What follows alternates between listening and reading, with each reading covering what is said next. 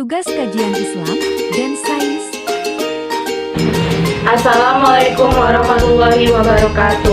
Perkenalkan, saya Rahayu Kusuma, saya Putri Puspitasari. Kami ingin mempresentasikan tokoh ilmuwan Muslim periode modern dan klasik. Langsung saja. Saya ingin mempresentasikan ilmuwan Muslim periode modern. Bahrudin Yusuf Habibie atau biasa disebut B.J. Habibie merupakan presiden ketiga yang dijuluki sebagai Bapak Teknologi Indonesia. B.J. Habibie lahir di Parepare, Sulawesi Selatan pada tanggal 25 Juni 1936. Beliau merupakan anak keempat dari 8 bersaudara.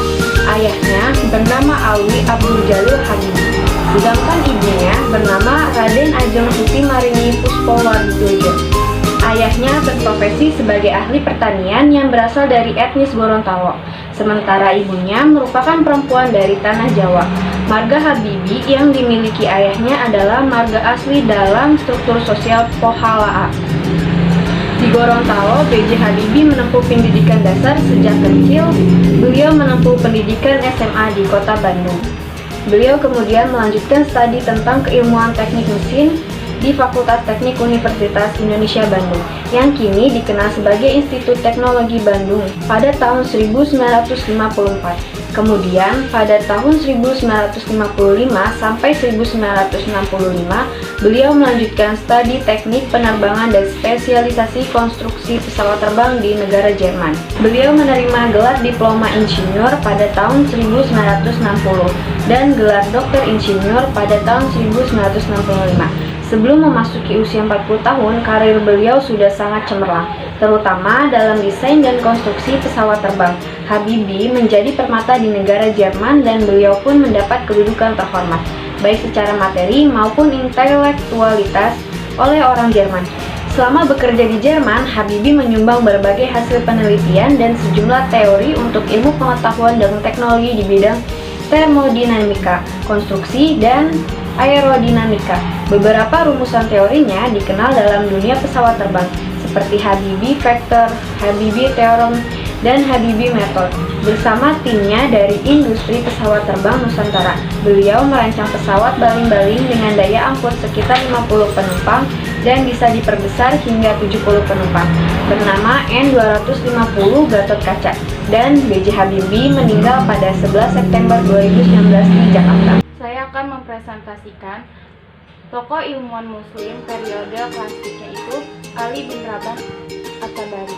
Seperti Ibnu Sina, Ali bin Rabah At-Tabari merupakan ahli pengobatan yang termasyhur di dunia Islam klasik. Masyarakat Muslim mengenalnya dengan nama Abu Al-Hasan.